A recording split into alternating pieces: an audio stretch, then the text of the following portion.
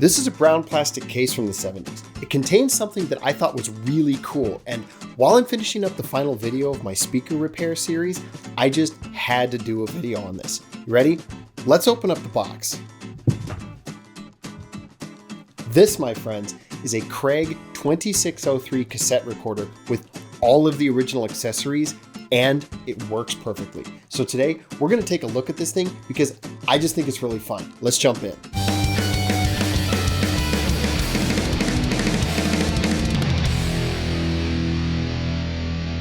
This is the Craig 2603. It's a compact cassette recorder from the early 70s with all the design sensibilities of that era. Brown and ivory plastic case, brushed metal, chrome accents, and a transport control that looks like it belongs on a 1970s muscle car. I personally think this is an example of beautiful industrial design. The large brown panel at the top houses the single speaker. In front of that is the lid, which has this cool black and chrome badge with the Craig logo, as well as a window to see the cassette reels. I really like that it's slightly tinted. The manual also says you have the option to remove the lid by pulling it all the way open, but I like it better with the lid attached. It completes the look. The frontmost section that has this nice brushed metal finish contains the volume control, the tape transport controls, and the battery level meter. If we look at the top, or front depending on how you hold it, there are 4 ports, an earphone jack, an aux port, and 2 ports for the microphone. Those are interesting, so we'll come back to them in a minute. On the bottom, you have a compartment for 5 C-cell batteries, as well as the original label with model number and branding. On the side is the external power input, and finally on the top we have the carrying handle. So that's the tape recorder itself, but let's look at the accessories before we try it out. First, we have the original DC power supply. It's a 7-volt, 100 milliamp supply with a barrel plug. Look how much thought they put into the look of this thing alone. They didn't need to make it this nice looking, but they did. What doesn't come across in the video is that they use this somewhat soft plastic material, which, when combined with how heavy it is, gives it a really nice tactility. Next is this neat little brown zippered pouch. It contains my favorite part of this whole set, the Craig branded microphone. Is this not adorable? It even has a fold-out stand on the back so you can set it upright on your desk. Isn't that great? On the left side, there's an on-off switch.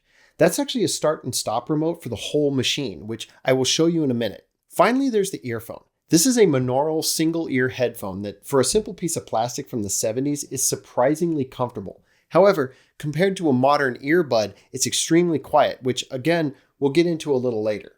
So let's set this thing up, yeah? Because I have the power cord, I'm not going to bother with batteries for now, so we'll just hook up the power cord. Next, let's pop in a new blank tape. Just flip open the door, insert the cassette with the exposed tape facing forward, press it into place, then close the door. Finally, we hook the microphone up.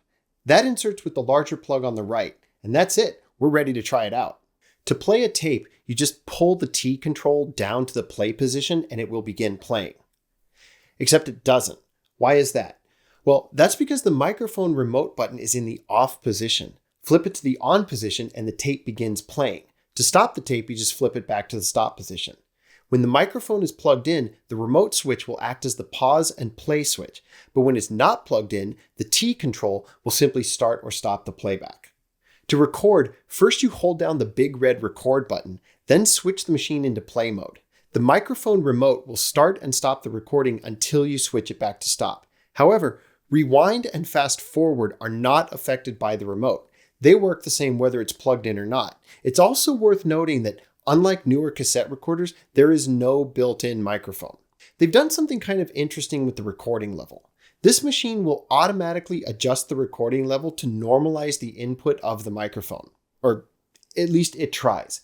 It's meant to make it sound the same whether the microphone is close to the person talking or far away. While I would say that's far from the case, you definitely can understand both, and that's really all that matters. This is, after all, meant to be a dictation machine, not a music recorder. When you play your recordings back through the earphone port using modern headphones, it's really loud, a lot louder than modern machines. That explains why the supplied earphone is so much quieter. When you use it instead of a modern earbud, it's actually the correct volume, meaning at least one of these was designed with the other in mind. It's also worth noting that plugging something into the earphone jack does disable the internal speaker. Now let's take a look at the aux port. This is an input only. It doesn't produce any output signal. You could hook a normal aux cord to it, but it's meant to take a very specific and really interesting cable, the Craig 9604, which I was only able to find a tiny low-res photo of in a catalog. What you would do is take the little alligator clips and hook them to the speaker outputs of your radio or whatever device you had, then adjust the volume down to a, quote, normal listening level and plug it into the tape recorder to record from the radio. Now, I have to see that battery monitor working, so let's toss some C-cells in this thing. It takes 5 of them, which means I have to drive to Walmart. I will be right back.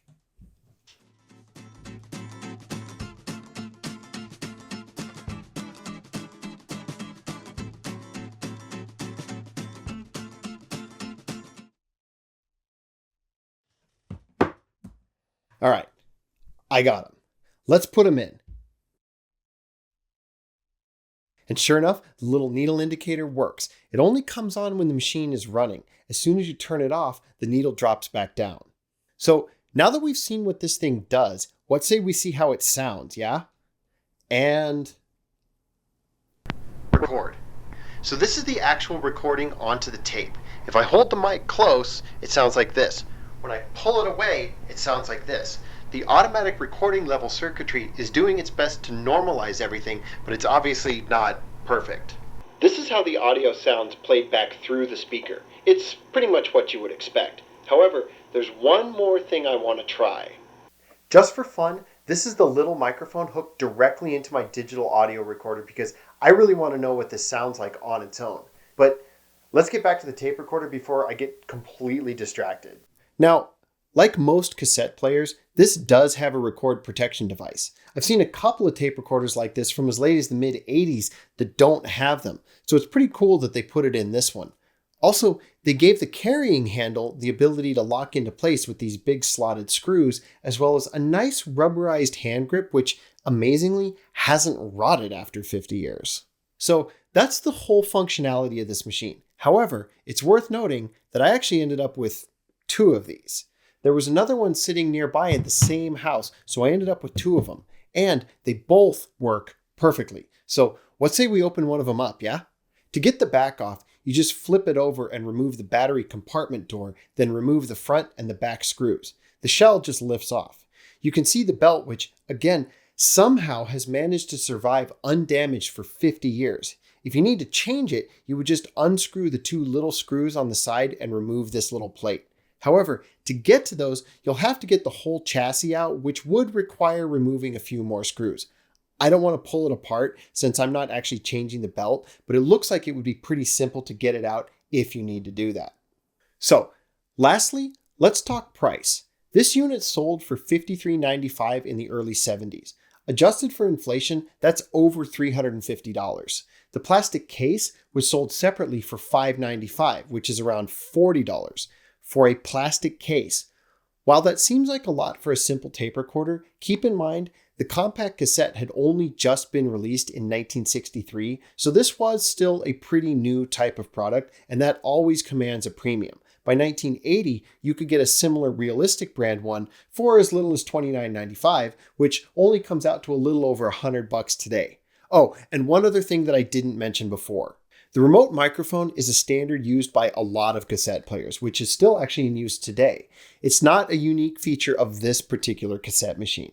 What makes this one unique to me is the look of it. It's the square microphone, the little fold-out stand, and the pleather case. And about that, I don't know that this case is original. In fact, it's probably not. I think it's just something that the guy used because I can't find any mention of it in any Craig literature that I've looked through. All right. This is just a last minute detail that I noticed while filming the extra footage for this video, but I had to show you this because I thought it was really neat. Check this out. They made this special little cutout in the case so you can run the tape recorder with the case lid closed all the way up. How cool is that? That is the kind of attention to detail that I love, so I had to share it. All right, so that is the Craig 2603 portable cassette recorder and all of its accessories. I hope you guys enjoyed that. I'm still finishing up the wood repair video, so that will hopefully be out in the next week or 2. I hope you guys come back for that because that is my Return of the King video, the last of the trilogy. So until then, stay metal, y'all. Bye-bye.